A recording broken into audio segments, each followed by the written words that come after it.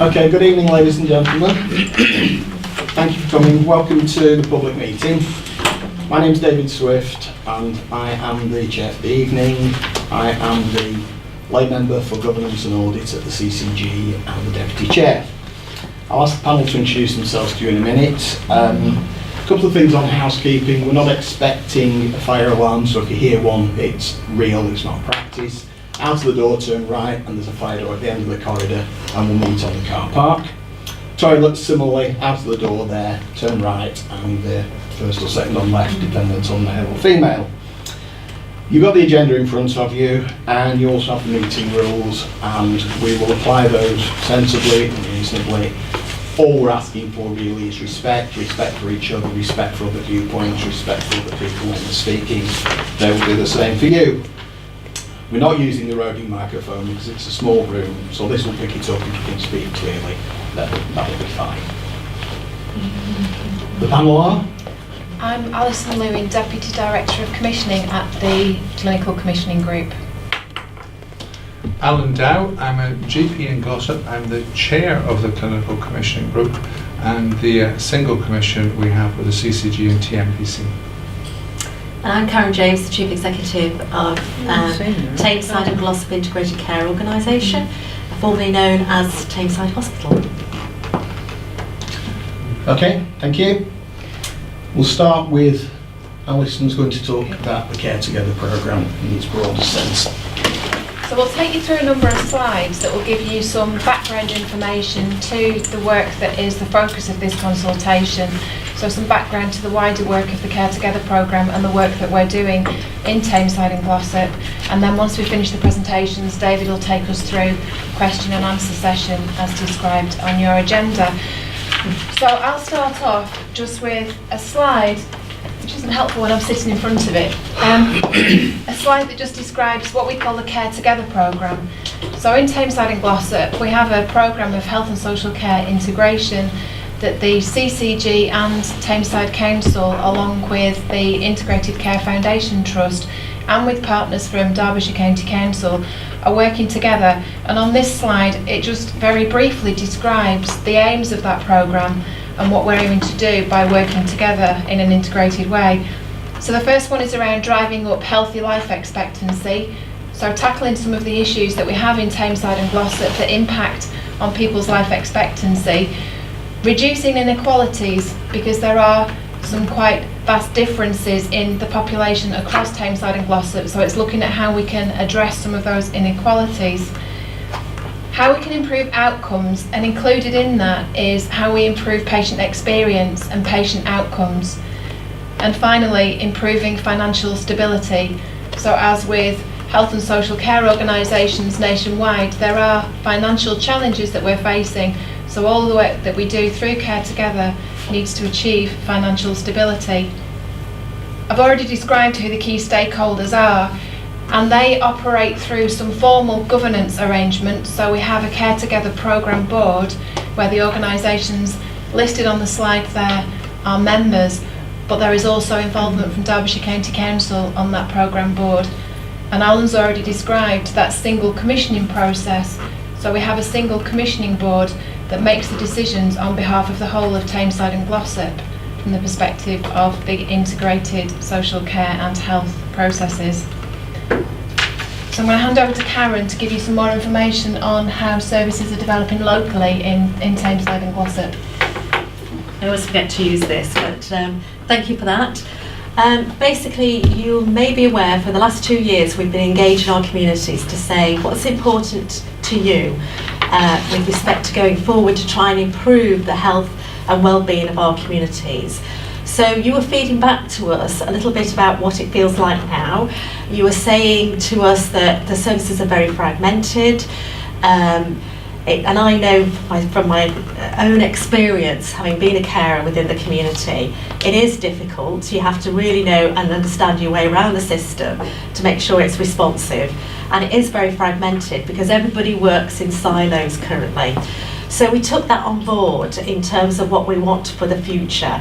And you also told us about, where possible, we want care closer to home, if not in the home. And that's key as well, because if you don't need to be in hospital, they're not great places to be. You don't need to be there unless you're really acutely ill. So we recognise that, and what we wanted to do as part of our plans going forward is to address the issues you were raising, and therefore we have over the past year been developing new service models to try and make sure that we promote better health. We're trying to improve the outcomes and trying to ensure that you are equipped to manage your own conditions more effectively where that's appropriate. So we've been developing lots of different service models, and we're in the process of implementing them at the moment. So it's all about making sure that where possible we can manage and keep you healthy back in the home rather than coming to hospital. So where we can, if you've got a chronic disease, for example, when you're having to access hospital services and GP services quite frequently, we're developing models to ensure that you don't always have to access hospital services, because we can manage you in a different way in your own home environment. So we've been doing a lot of work going forward. We've actually developed what we call, oh, am I going the wrong way? Sorry, said I wasn't very good with this. We've developed what we call 5 neighbourhoods, so they're primary care neighbourhoods, so we're working very closely with our GP colleagues. We're wrapping services around the GP practices as the neighbourhood to ensure we actually work in a much more integrated way. So it aids better communication, teams are working together, so therefore it should seem less fragmented to you going forward. And you know, for teams to be working effectively, they need to be co-located. So we're co-locating services around the neighbourhoods so they can work with the GPs more effectively with regards to the care within that community. So all that work is taking place, and all the new service models, I don't want to go into detail with all the service models, but you can see some of those there that we are developing, and those will allow us to actually manage patients and their carers more effectively in the community rather than coming back into hospital.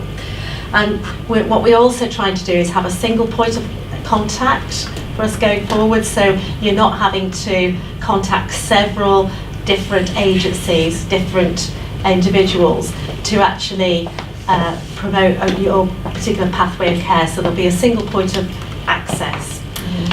So one of the areas we were looking at in terms of the new service models was, what do we provide from an intermediate care point of view?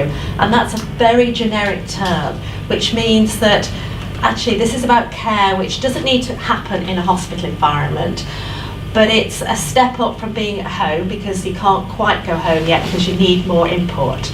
So intermediate care services is a generic term, and that's what we're here to talk to you about tonight. There's many other things that are going on, but we want to particularly focus on the consultation around intermediate care services. And Dr. Alan Dow now will take you through what we mean by intermediate care. Thank you. So I suppose it's easiest to think of it as being between the level of care you need to be between a hospital-based care and a home-based care, except there's a twist in it. We can step up the care around you when you're at home. We can involve others and actually make it a more intensive form of care.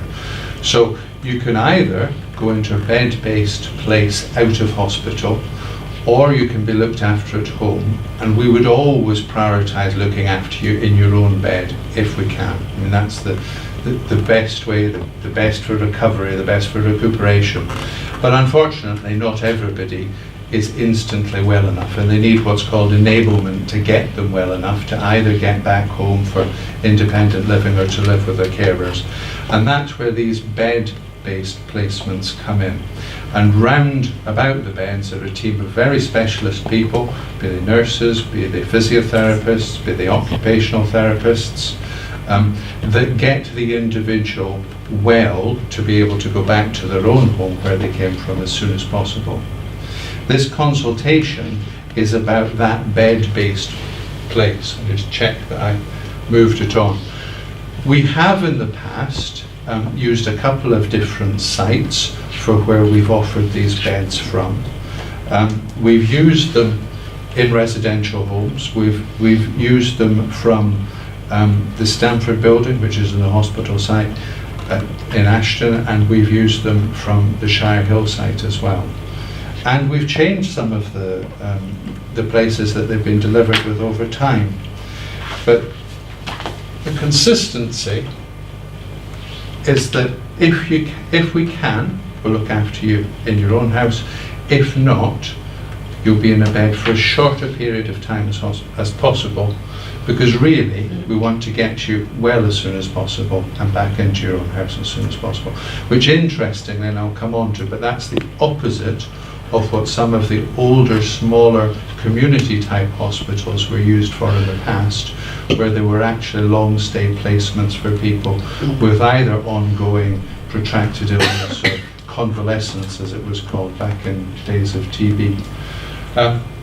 This model shows at the bottom we're operating to neighbourhoods, and as Karen said, if you go back a few years, we had a District General Hospital, and all, if I say all, that the District General Hospital did was about the beds in the hospital, and there were lots of problems with that approach, and it has been reborn and changed and become an integrated care organisation, so taking back community nursing with social care in the future and actually operating to a neighbourhood model. So it's now no longer just talking about the beds that are in that one site in the building, but actually what does the outreach look like into each of our 5 neighbourhoods, of which Glossop is one.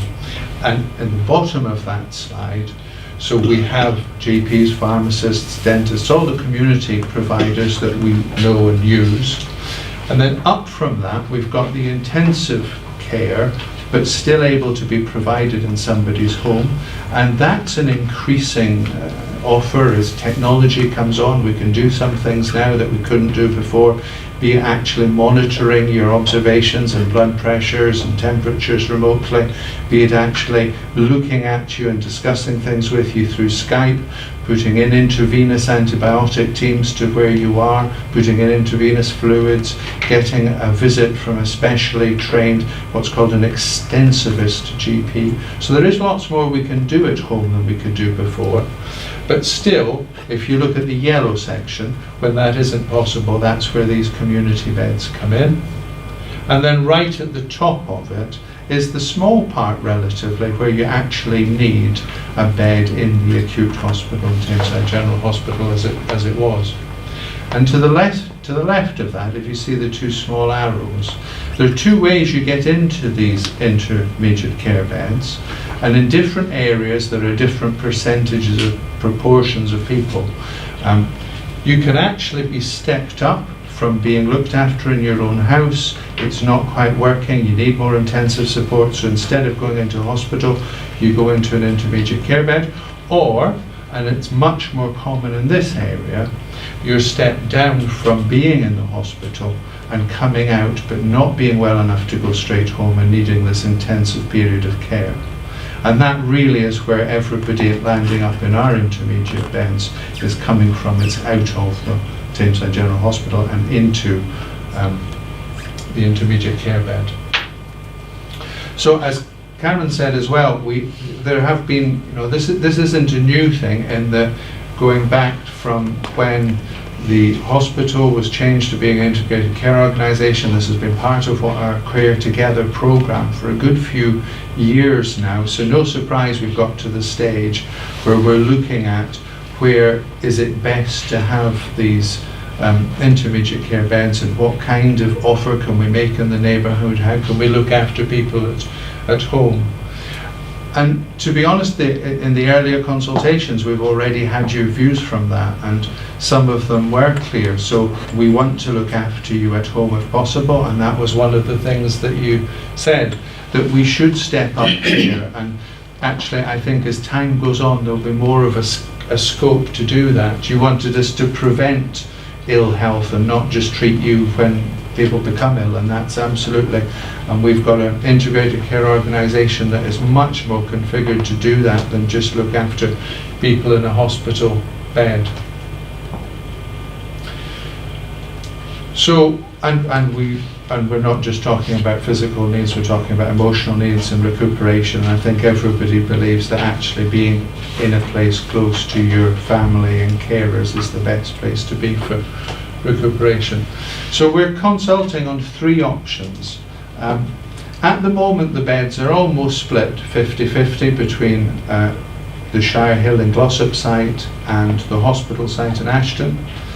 Not quite 50-50, 32 in Ashton, 34 usable beds in the Shire Hill site. Option 1 is to maintain the current arrangements. It has been said, is that a real option? Do the finances support it?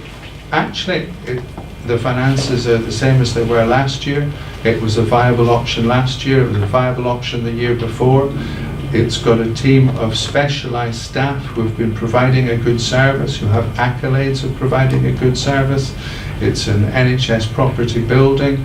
It is convenient for that proportion of the population that lives in that direction. It's convenient for a lot of the staff who actually either have come to live in Glossop or moved to live in Glossop. So there's lots of pluses for it. Our preferred option, and we have been candid that we have an option that we think is better than the others, is that actually seeing mostly nearly all of the patients are coming out of the hospital site, rather than them being split across 2 sites. It would be better if the beds were in one site where people are coming out of hospital from. And the third option, and there's some variations on this being sort of thought about in reaction to the consultation as it's gone on, and we have done this to some degree in the past, is we would keep the Stamford site, but instead of looking to locate all the beds there, we could support some beds in the community, in the neighbourhoods. And there are definitely pros for that. I like the idea of investing in our community care homes and nursing homes that have served us well. We've used them as emergency bed placements or spot beds. One of the downsides is that the staffing arrangement for that would then not be clear. Another downside is, could you really replicate the skills and expertise of a team that have been used to providing that care for a long period of time now? Could we really have that in a care home with just 1 or 2 beds? When does it become doable and when isn't? But they're all options, and they're all thinking about them. That's the breakdown of the beds that are covered.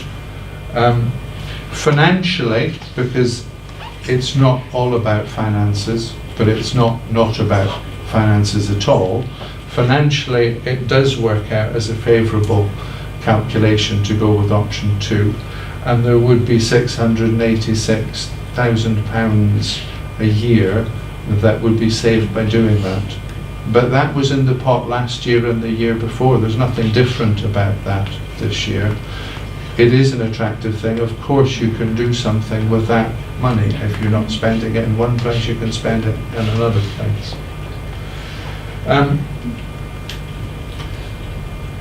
The ensuite, the facilities, the new build that is on the hospital footprint is very high quality. One of the things that came out of the consultation for me so far is that comparing the 2 properties estate-wise, the new build, I suppose it's not surprising, is in better state than Shire Hill is as a place to look after people.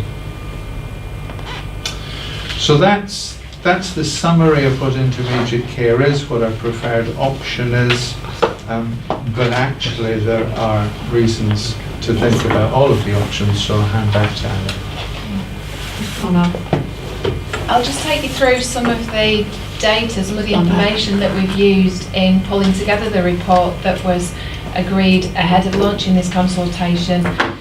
The details of what's behind the summary that I'm going to talk through this evening is available on the CCG website. So the link that's on the documents that you've got in front of you will take you through to the full single commissioning board papers, and will take you through to some quite detailed, what we call equality impact assessments, that give you some of the background to the figures that I'm going to present to you now. So the first one that I'm going to put up for you this evening shows some of the data about the people who've used services in the last 2 years. And I think the point that we made in a similar meeting that we had last week is that you can talk a lot about data and about numbers and information, but actually this is information based on individuals who've been through the services since March 2015. So these are figures based on reality. These are figures based on the individuals that have been cared for through our intermediate care system in the last 2 years.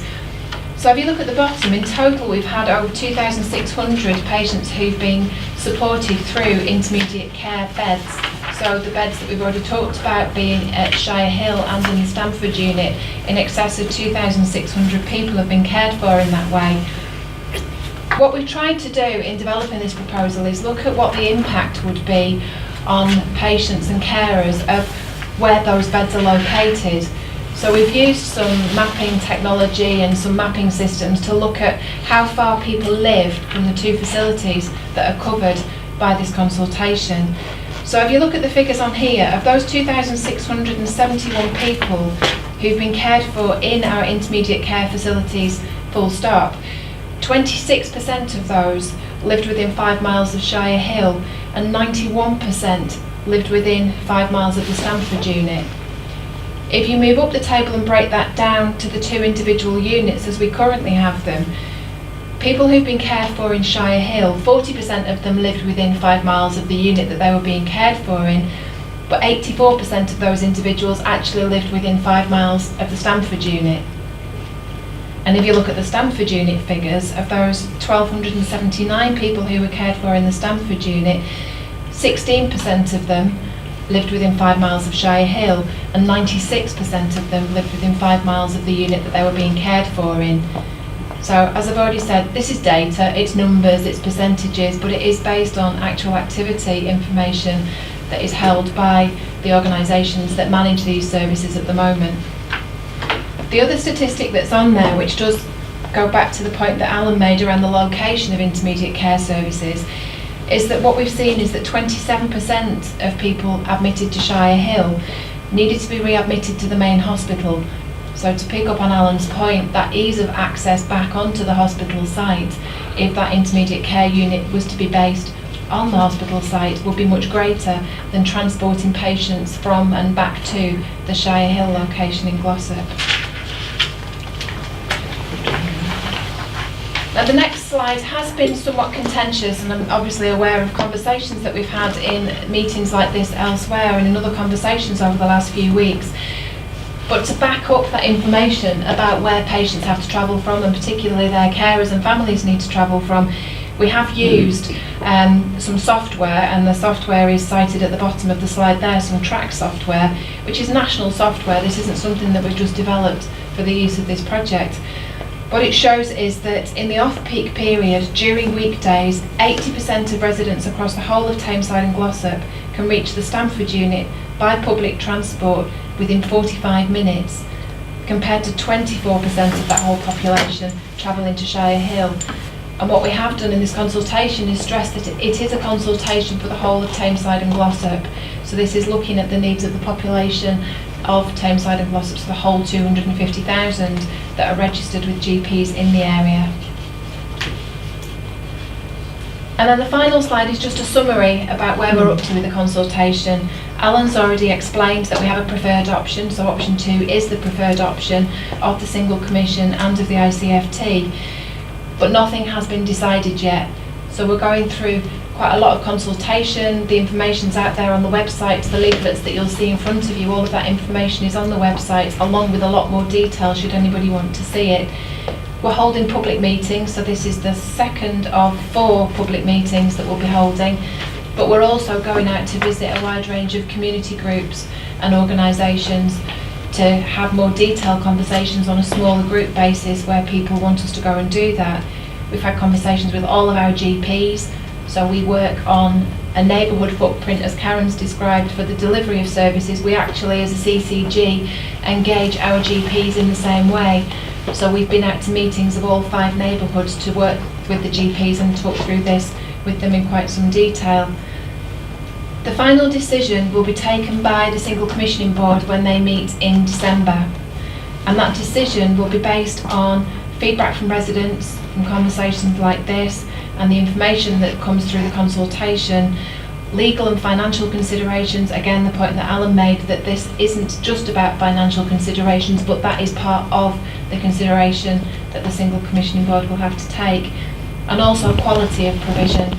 So those 3 things are listed in an order because they're in a list, but they're not listed in that order because there's any particular priority over those 3 areas that the Single Commissioning Board will consider when they meet in December. The consultation closes on the 15th of November. It has been running since the 23rd of August. So by the time we get to the 15th of November, we will have completed 12 weeks of consultation. And that's available on the website. We are trying to encourage people to use that electronic form of consultation and of completing the survey in that way. But we are also providing paper copies, and I think I saw, yes I did, there's a pile of them behind me here, so if anybody wants to take any away this evening, then we do have paper copies. So although we're encouraging electronic completion of the survey, we do have the option of paper copies should anybody want to use that option. That's it. Thank you for listening. Okay, thank you very much to the panel. Thank you for receiving that presentation, those presentations. We're now open to questions from you. As the guidance says, if we can start with 1 question each, and then when everybody has had the opportunity to have their say, then I'm quite happy for people who wish to ask further questions to come back on that. Okay? Would anybody like to be the first one to kick us off? Just hang on a minute. Okay? Right, I'm Charles Walker, I'm Chair of Carers Action Group Tameside. The question is, could a Tameside resident be transferred to a community-based bed in Glossop? Yes. Yeah. Yes. So we've just quoted the percentages, but yes. So some Tameside residents, where currently the Stanford unit is closer, is currently transferred to Shire Hill. Yes.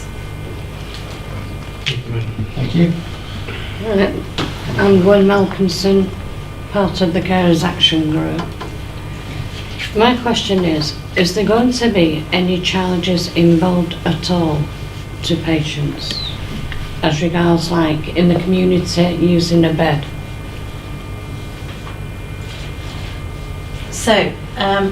So basically what we're, in terms of the new service models that we are delivering, no. Obviously if there's ongoing packages of care with regards to social care input, then I think there's an assessment made, isn't there, with regards to that ongoing package of care, which is current state of play. But not for the intermediate care bed No. stay that is covered by this consultation, because that's a service that's commissioned by the CCG. So that isn't something that, for that stay, if that's what you're referring to. Patients tend to stay for up to 6 weeks in an intermediate care bed. It's a time-limited process, a time-limited period of support and therapy and intervention. But no, there isn't a charge for the intermediate care bed Absolutely stay. not, no. Right, so that I understand it properly, that if it was to go to social services and support from there as well, there is charges involved. So not if you're going to, so we're here discussing intermediate care facility, so no, there'll be no charges with respect to that intermediate care facility. Right, thank you. Thank you. My question is, I'm Vice Chair of the Carers Action Group for Tameside. If you go into a care home under this scheme, would there be any charge at all for So- the intermediate care? Okay, so this is one of the options, is that we spot purchase beds within care homes that are currently private Right. care homes. In that, so that would be commissioned by the single commissioner, so that would not be the case. So for an intermediate period of time where you need that support, no, you would not be charged. Thank you. I think if you look at the slide that we can put up, because, I mean, no, not. I mean, some of these questions are answered just by, we're actually just changing the location of the beds as a proposal. We're not changing the funding or the arrangement or anything on an individual level beyond that. So at the moment, that top slide, and I should have maybe used it at the time because I didn't have it up when I was speaking, but so there's 32 in Ashton and there's 36 but only 34 open in Shire Hill. So the proposal would be to either keep things the same, so obviously no changes to any of the financing, or to move the beds all to option 2. But again, same beds, so no change to any of the financing from that. Or if we use spot beds, well, actually going back a year or so, we actually did have a provision of beds in the community, and again, there was no change to any of the funding from that. Defence Bank. I'm Marie Clemens. I'm a member of CARES Action Group also. Just going back to Graham's question, you did mention, Alison, that there would be a 6-week time limit on a bed. What if a person wasn't recovered enough and needed extra time? As I said, there's an average of up to 6 weeks, so any national model of intermediate care works around the average being 6 weeks. So hopefully Karen will support me on this one. Nobody will be told that, okay, it's week 5, day 6 of week 6, so tomorrow you're going to be going home. It's part of a managed process where their care plans are worked on, are put together, and that discharge plan for them to go home from the intermediate care bed will be something that will be worked on in detail, and sometimes it may go over 6 weeks. Yeah, so in reality, because we're operating those services currently, sometimes patients just need a week, sometimes they need longer than 6 weeks, but as what's been stated, that's just an average 6 weeks. So absolutely, if a patient needed longer, then that would be fine. Should it be okay before they'd be sent home? Absolutely, we've got to make sure patients are safe before they go home and they meet the objectives of their intermediate care period. So no, we wouldn't be saying 6 weeks, you've got to go home now. Patients do stay longer than 6 weeks, but some patients stay a lot shorter period of time. Sometimes it's just a week, sometimes 2. Yeah. And this was my question, that was related to Gwen's. I'm just thinking another little question here. As if you did choose to take, say, option 3, would the person have a choice, the patient have a choice then where they wanted to be, where they wanted to have a bed in? So at the moment, we facilitate what would be sensible if we can. So people who are living in Glossop would go to Glossop if that's possible. But when it becomes really difficult for the NHS generally is when you would be saying, I would like to go there and I'm waiting to go there and I'm not going there until, and then that's a sort of problem for everybody. And in an ideal world, one of the things you could do with option 3 is you could have beds in different neighbourhoods, and if it worked out great, then you might have a bed right in the middle of your community, and that would be super. But if the day that you're ready to come out of hospital there isn't a bed there, but there's a bed somewhere else, we couldn't, I mean, that's where it all breaks down, that you'd be staying in hospital to say, no, I don't want to go there, that bit. So you could try and make the model work that people went there, but one of my worries would be when you start doing that, you'll have a whole neighbourhood that hasn't got space, you'll get another one that has got space, and I think it probably would become a bit of a jumble. Yes, sir. The question came up is because the carers have been very disappointed with the providers, they're not very well trained, they're not very well equipped sometimes. So what would happen in that instance anyway? And sorry, my name is Bharat Lad, I'm a carers from CARES Action Group as well. I think this is social care, isn't it? This is about social care. So the local authority purchase services to enable carers to go into people's homes and provide care. Is that what you're talking about? And this one as well, private care home providers, Yeah, okay. Because I mean, we should have heard all the bad comments about the private home care providers, Yeah, and that is an issue. So across the board within Tameside Glossop, there are a number of care homes that require improvement. So the regulators have been in, the inspectors, and said they require improvement.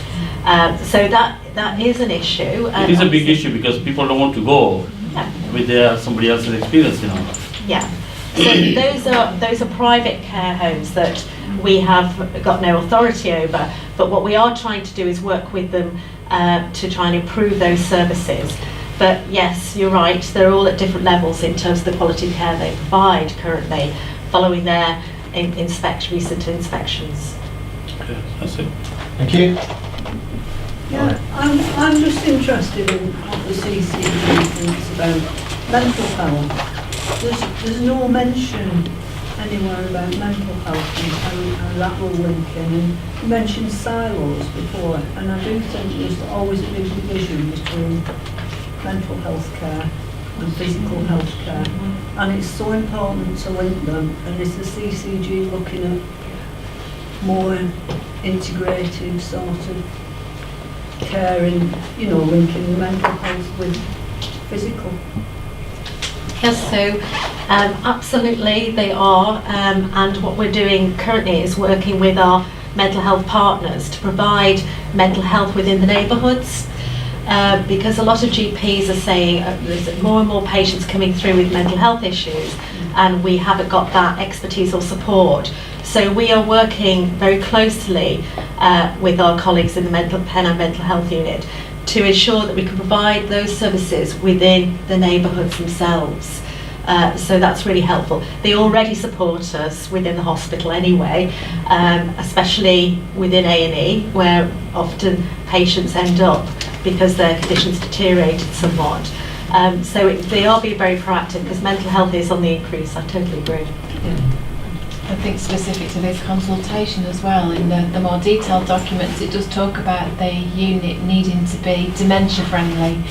So the staff working in intermediate care, although the focus may be on the physical needs of those individuals, it's also being mindful of the impact of their mental health needs on that whole package of care. So when we talk about intermediate care beds needing to be dementia friendly, it's the reasons that I think you pointed out in your question and Karen's answer around the neighbourhoods. I'm sorry, I realise I didn't say who I am. Heather Diamond, I'm a member of the board. Thank you. Moving on to the back row. Paul Broadus, local health campaigner. The slide that you've got up there, the consultation states option 2 is the preferred option. What sort of consultation are we experiencing when option 2 is championed? The hospital's already signed a lease with L&M Healthcare, a private company, to give the bed capacity at the Stamford unit on the hospital site, which has still not been fully inspected by the Care Quality Commission. From all the flaws highlighted at the first meeting re option 2, it's obviously that patient care and the care of the wider community has been ignored.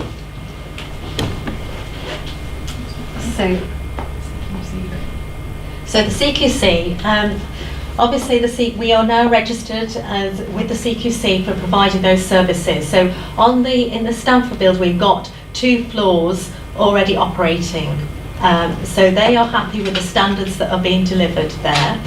I don't think there's an issue in terms of the quality. We're monitoring the quality all the time. We've got really fantastic patient feedback, I have to say, in terms of the care that's provided in that unit.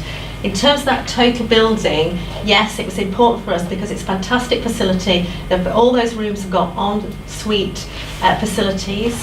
So the state-of-the-art accommodation, which is absolutely key going forward. So yes, we have taken a lease out for that whole building to enable us to provide great care to our local communities if they require intermediate care services. So 2 floors are already operational within that building. And on the broader point, clearly I don't agree with you on that. I mean, we have there have been various versions of healthcare commissioners over the years. I've seen lots of different ones, the primary care trust, primary care groups. At the moment we've got a clinical commissioning group that was established by the 2012 Health and Social Care Act, and our mission statement is to improve the quality of services. That's actually what we're there to do. We're looking at services all the time. If we see that some are no longer what we need, if we see there are some that are better, then it's actually up to us to act on that. So I would completely disagree that we would be doing this if this was making services worse. That would not be within our mandate. And the other thing that people have said is that you're always wanting to save money, and it's absolutely true that the NHS and social care is very stretched for money at the moment. But on the other hand, we have a budget every year, and that budget is to be spent. It's not to be saved. There is no such thing as saving all your budget. You spend it.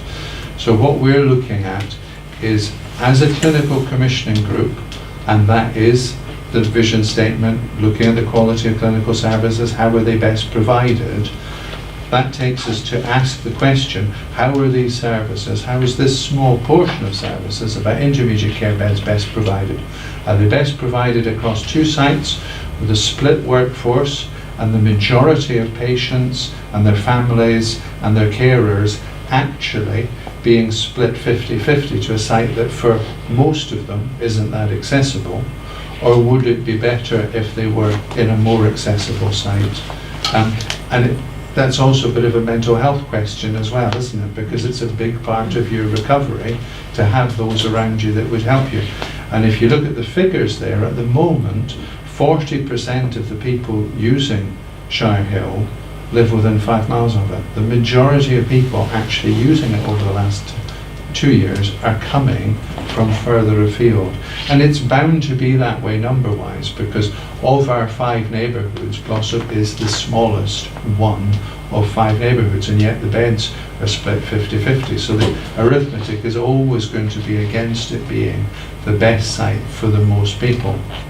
So in that grounds, I disagree. I think we're looking at this because there is a clinical rationale for, and the other, of course, is the readmissions. Now, it's not in any way, and some people did think maybe we were saying something about Shire Hill, but it's just about intermediate care. Intermediate care does not mean you're completely, fully recovered and okay to go home. And unfortunately, some people will get worse again. And whether we measure 4-hour ambulances or not, it strikes me being on the hospital footprint, if you're getting worse again, is a better place to be than the eastern edge of Glossop. Okay, we've still 3 people to have the option. Would you like to go first? Diana Gould from Shire Hill. I just want to touch on the 27%. Yeah, we probably have about 27% of our patients, but they probably wasn't medical fit when they did arrive in the first place.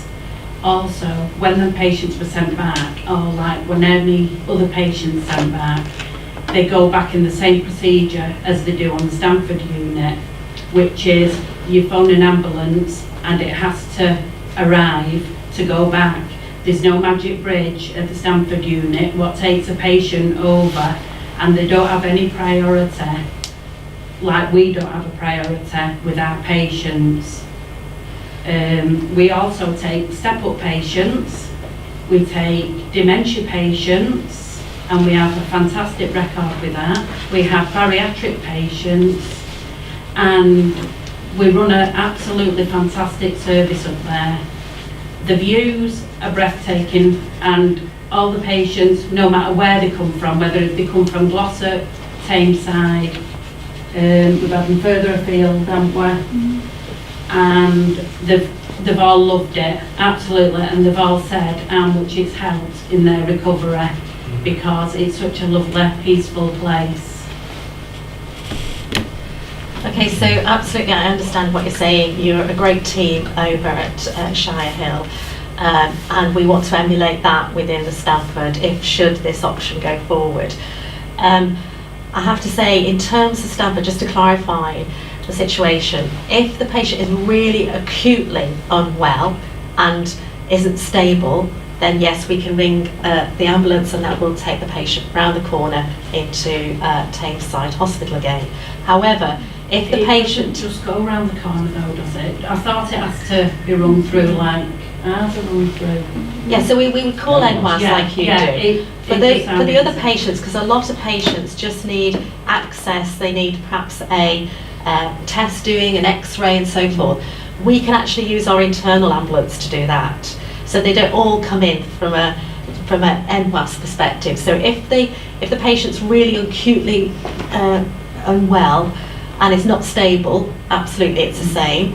But if the patient just requires an x-ray or requires a clinical opinion or whatever it is, then we can actually use our internal ambulance. So there's protocols which allow that decision to be made. I thought that we used Tameside as well for x-rays and things like that, and we get the ambulance or, the private taxi or whatever. So again, it's just the same. Yeah. It's the same procedure. Except, that Tameside is just, it's part, the standard unit's on Tameside Hospital site. And it is up to, isn't it? It is up to 4 hours. It's not that the ambulance actually stays somewhere waiting for 4 hours to come up.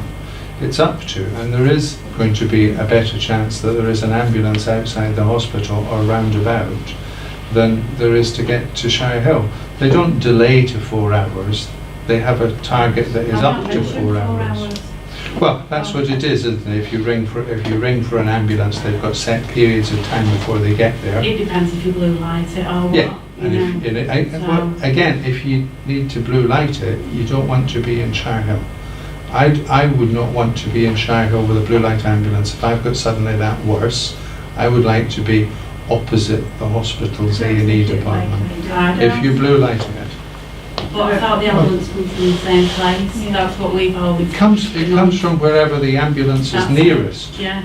So Yes. if your ambulance, say you're at the Stamford unit, and your ambulance is at the Gloucester ambulance station, the ambulance has got to go from there. So that's exactly what I'm saying. If everything were equal, that would be right, but it's not equal because there are lots of ambulances round about the hospital Just going and back there to your aren't in percentages Gloucester. as well, sorry for interrupting, but just going back onto your percentages as well, you've got 2 floors at the Stamford unit as well, which equivalents to, what is it, 64 patients. So your numbers are going to be greater as well, because we're 2 floors of 17, so that's 34 patients. So your figures are going to read higher as well, because you've got 2 floors with 32 on each floor anyway as well. So that's going to change your figures. I think just to clarify, you're talking about that 27%. No, just on your percentages on the other page where it was. Yeah. Say it. People have had to be readmitted, haven't they? You mean on the readmission? Yeah, And the Stamford unit, well, yeah, you're going to have a bigger footfall if you've got 2 floors of 13. Sorry, just to clarify, at the moment, the number of beds in the Stamford unit, in terms of purely intermediate care beds, there are 32. There are not 64 So intermediate there's care not beds. 32 on each floor. There are 32 intermediate care beds. One of those floors is an intermediate care bed floor. The other floor is for discharge to assess, which is different. So those figures relate to 34 beds at Shire Hill and 32 beds at the Stamford unit. So the activity levels there relate to just the 32 beds. Okay. Well, I was just going to. I don't actually disagree with you about the views. I think all things being equal, it is a consideration. It's a consideration I've had, and when I was younger, I used to spend much of my time up on hills enjoying views. But if you go back to 1830 or whenever it was that Shire Hill was built first as a works house, and then I did mention it became a long stay unit.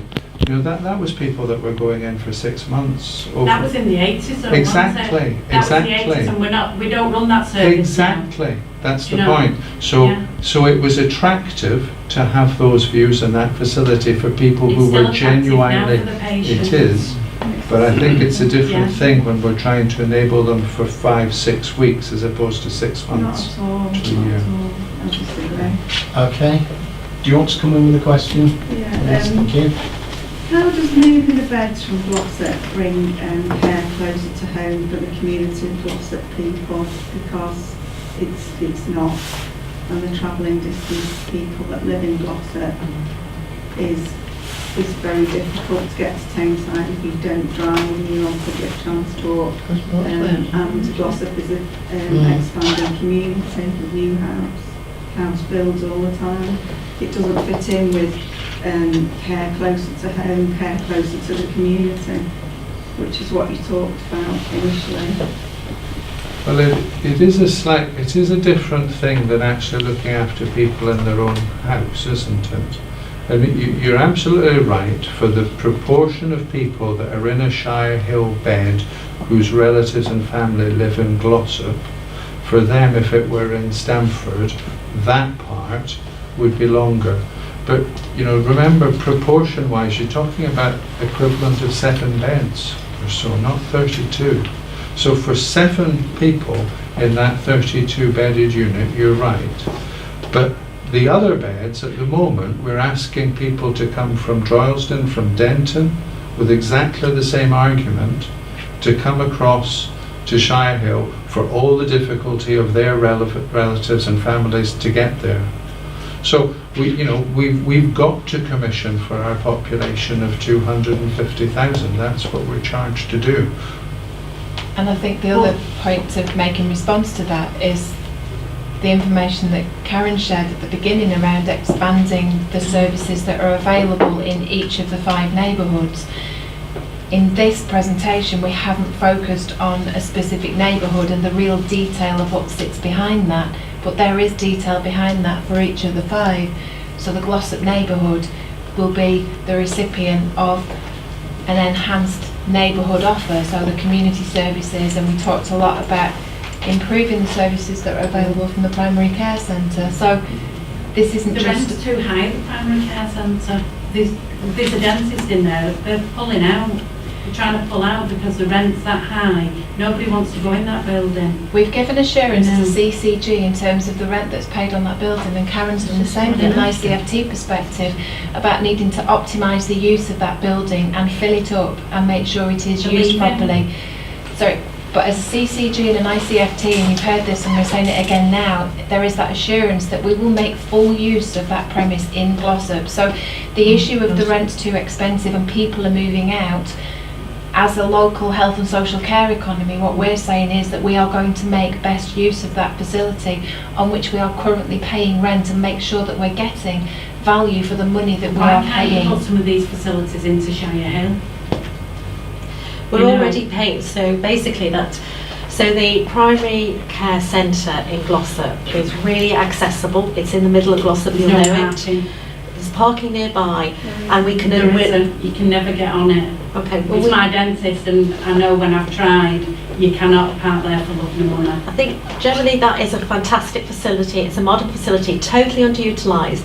We're already paying for that facility, and we want to make better use of it. So the community services that we have will be be housed in that building, and I think that's easier to access, even though you're saying about the car parking. We'll look at that. Shocking. There's lots of options around promoting better car parking space that we're looking at. If the only car parking space is up at the town hall, which is quite a long walk down, if for someone elderly or whatever. Plus they've got a flight of stairs they need to go down to get off the car park as well. It's just not, But us at Shire Hill, again, we could do dementia workshops and things like that, like a cafe, and we did a Macmillan. I know this is going off it. We did a Macmillan coffee morning. It was amazing, the support of the local residents and everything, what people come up, and they was asking the same questions. Why can't we put more services into that building? So those services we can actually provide and are providing within the local communities, because no matter what you say, it is really difficult to get into Shire Hill. So the cafes you mentioned. Why is it difficult? if the cafes you mentioned, we can provide in various different places where there's also access to other services. So that's what we're doing in Tameside as well as Glossop. So what we're trying to do, make sure is those services are in the heart of the community, so they are accessible. So all those cafes, the support cafes, the dementia cafes, we are making sure they're in places where they are accessible. So they are being provided. I know you could provide them in Shire Hill, and you do. I was going to say, why can't we be providing them? You know, we've got a fantastic day unit there. What we have, what is it? Falls Group and all that in there. Plus we've got the other building over the way.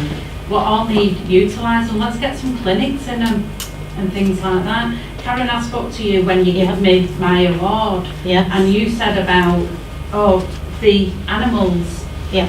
Do you know what I mean? Bringing pets up and things like for the pet therapy. That's it. Yeah. For, you know, and you said yourself what a fantastic place Shire Hill is, and it could be.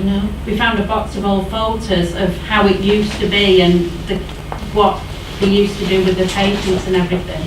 And it can be that great, amazing place again. But it's like over the last few years, I've worked there 5 years, and over the last few, they've stripped it back and stripped it back and stripped it back. It's as if ready for this. That's how it seems. And it's such a shame. Okay, with one more person who hasn't had a chance. I don't know whether you want to or not. You don't want to. Okay. Gentleman at the back first, and I'll come back to you. Why don't you utilise Shire Hill, and why don't you negotiate the rent with NHS Property Services to allow you to put more services into Shire Hill? Okay, Shire Hill is not the best location, I have to say. There's plenty, in terms of the local community, there are other environments which we could use more successfully, I have to say. If I look at the long term for Shire Hill, it needs quite a lot of investment to actually meet the standards of the future. Quite significant investment going forward. So we have to acknowledge that and accept that. But all those other services, and I'm not taking it away from the team at Shire Hill who have worked really hard to make sure they provide great quality services. So I'm not taking away from what the team's achieved. But a lot of those services we can provide more locally, because it is difficult, I have to say it is difficult to get to Shire Hill. And there's, in terms of Glossop itself, there's other environments that we can use to actually provide those services you just suggested. There's a bus, what comes up to us? But every hour. The bus that comes up to you, I coincidentally am a Glossop GP. I'm here as being the chair of the CCG and don't have to be in that capacity, but the patients I look after at the other end of Glossop don't find it easy to get to Shire Hill. Well, I live just across the road from your surgery, and they do. And I think I know that, and you might have a car. I have a car. Yes, and my patients who don't have a car. There's a bus that goes to Glossop, and patients also have bus. And then after they go to Glossop, they just get on the bus. They get in a different bus. Yeah. And they well, go that's only the same as going to Tameside. Exactly. That's my point. So even within Glossop, it's a 2-bus ride to get to Shire Hill. And even within Glossop. I drove to Stamford building the other day, the Stamford unit, at 1 o'clock in the afternoon, and I left Shire Hill, and it took me 50 minutes to get to the Stamford unit. Okay. And that was me driving at 1 o'clock in the afternoon. Thank you. Can we just take you next, please? I have a concern as regards you talking about care within the community, in their own homes. Is there enough, or is there going to be enough staff in different sections to look after the community? Because we have been let down in the past time and time again. I.e. like your district nurses and your chiropodists, where they don't turn up at all. Yeah, and I'm aware of that. So I would say we have put new services in and enhanced those services so we can be more responsive. We're also making sure that we have a single point of contact for all of these services, so that we can decide what's the best way of delivering what's required, and we can monitor that to make sure those services are being delivered. So absolutely, we are investing within that infrastructure. Thank you. Can I ask Thank you. Sorry, the gentleman there was before you. She's actually answered my question. That's fine, yes. Okay. I'm lucky, I'm quite healthy. I'm a bit riddled with arthritis, but other than that, what I'm bothered about is if something becomes wrong with me, what is my first contact the GP? And well, will the GP then do something for me to forward me onto this intermediate specialist based service? I mean, what would I do? I mean, okay, I'm not well. I go to the doctor and he says, yes, you do need some help. Does he do that? Or do I have to contact somebody myself? I don't know what to do. At the moment, nearly everybody, although not everybody, is actually entering into these intermediate care beds from being ill enough to have been in hospital. Right. So if something happens to you, you're far too ill to stay at home, even with specialist input at home, you go into hospital, you recover, but you're not fully recovered, and then you go into an intermediate But it would care start bed. with me and my GP. Well, sometimes it starts with you getting into hospital for most of the time, Right. which is often a 999, but it can be Right. the GP as well. Okay. 'Cause I've nothing to do with social services or anything, so I felt a bit lost to think, well, where would I access it if something... So it would be sort of a 999 call or whatever. You know, in the future, we are going to look at stepping up. So, but in your scenario, if you weren't ill enough to need to get into big hospital, I'm thinking of big hospital, your GP can arrange some of the community services that I spoke Right. about before that are much more, I mean, it's our whole philosophy as a direction of travel to have much more available in the community, and the ICO's philosophy, and that's why we now have an ICO and not just a district general hospital. So that will be better, and there is more that we can do for you. And for example, we could give you intravenous fluids and intravenous antibiotics and things that we couldn't do even 5 years At ago, home. really, at home. That's right. But then if you need an intermediate care bed after that, you could be stepped up. Because I would already be then in touch with people that Yeah, would you come. would. Yes. Yeah. Right, okay, that's fine, thank you. Okay. Any more for any more? Do we have anybody else? Yes. I'm just interested in the CCG itself, really. And now that we're getting, is it STPs, the strategic something or others? Have we got one of those here in terms of, or will the CCG morph into an STP, Well, our or what's our happening? STP is really Greater Manchester. Right. They're not all a regional or a big footprint like that, but ours is. And actually, because of how Greater Manchester and the devolution of funding and everything came about, it ended up that Greater Manchester's was really the first STP about 12 months before the others. So in a way, we're well down the track of looking at those things. So we will still always have a CC, well, Oh, for we the want- foreseeable well, future. Oh, you know, I think this is the seventh healthcare administration kind of organisation that I've seen while I've been a GP here for 23 years. So, I mean, I'm sure it will change at some point. Yeah. But it has done, the form has done some things quite well. I think clinician to clinician dialogue with our hospital and GP and other clinicians has worked very well, actually, and broken down some of the things that were barriers before. And certainly it's let us move at a pace and changing the way things are done locally. Yes. Don't be sorry. That's what you're here for. Can I ask, how many staff positions are there on the Stamford unit? Staff visit, well, it depends on the needs of the patient. So the needs on the first floor to the second are very different. So therefore the staffing numbers will be different. What we're advocating, should the preferred option go ahead, is for the team from Shire Hill to be co-located within the Stanford Hospital. So there'll be a position for absolutely everyone? Yes.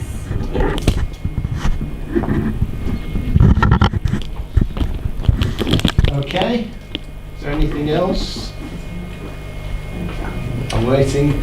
Can I just ask one other Of thing? course you can. You know, your neighbourhoods, Yeah. you've got 5 neighbourhoods, and Droylsden, Duckinfield and Ordenshaw aren't mentioned.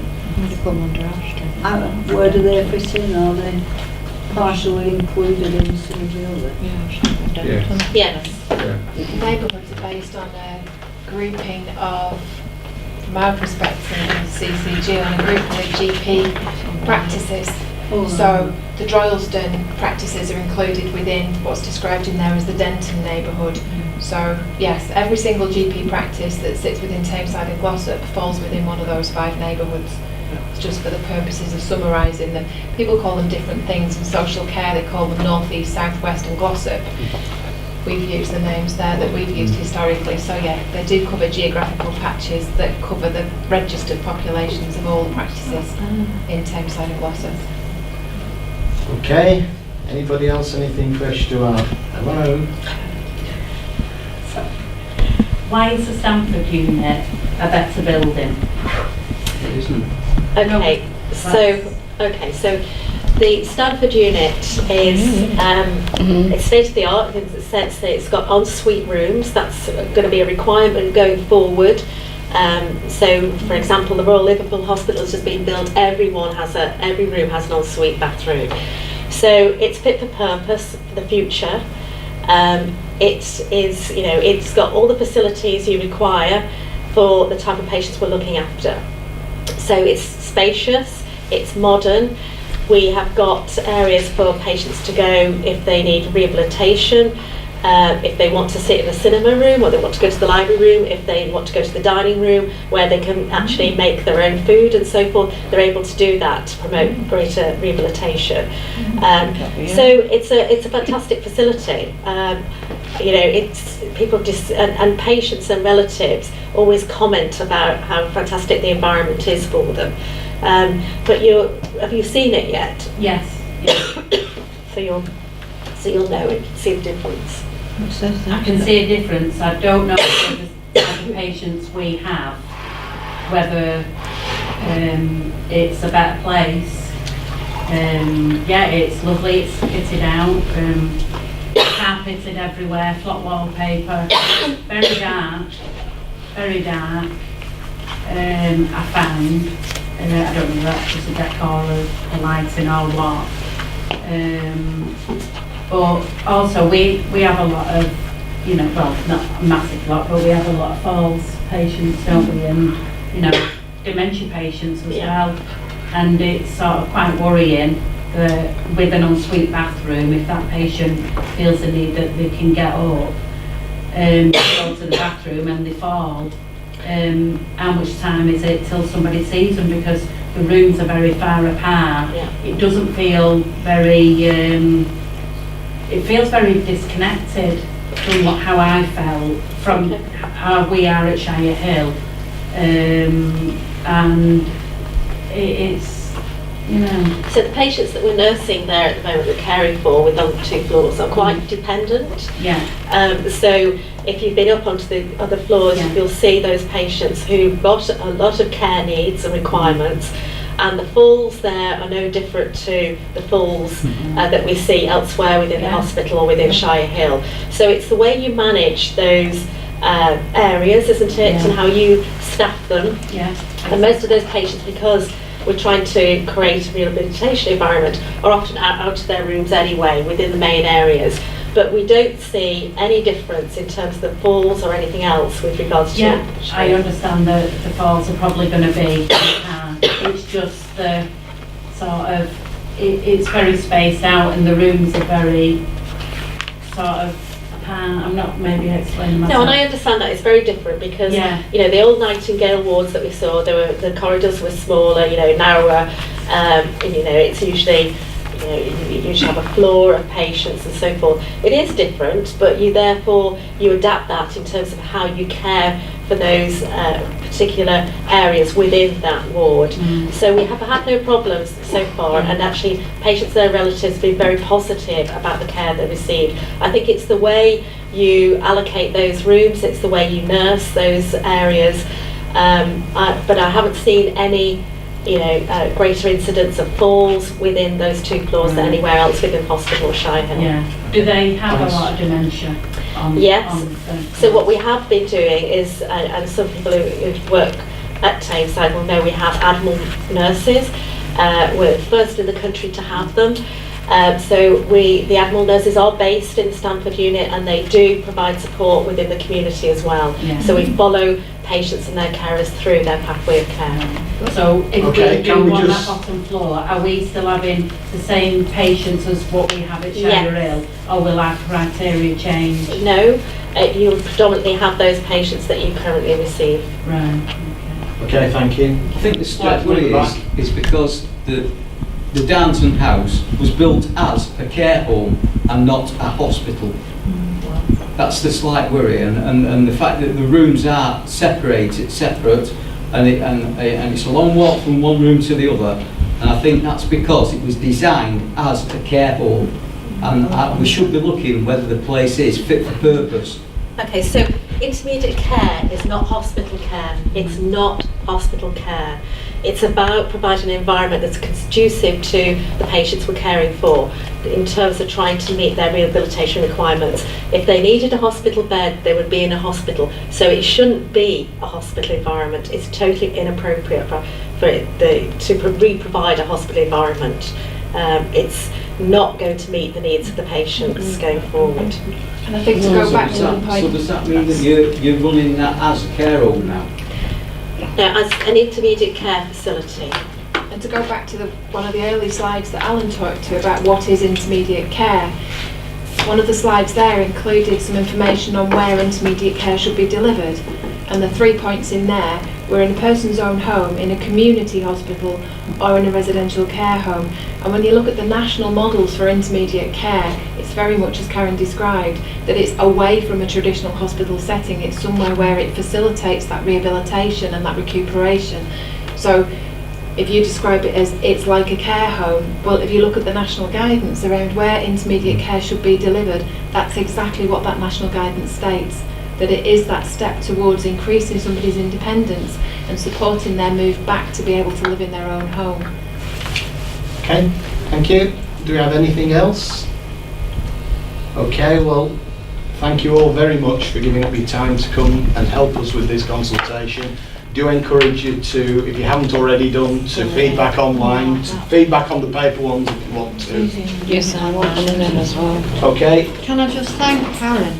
I think you've done a really good job tonight. thank you very Very much good. for that. Yeah. Okay, thank you very much. Before we close,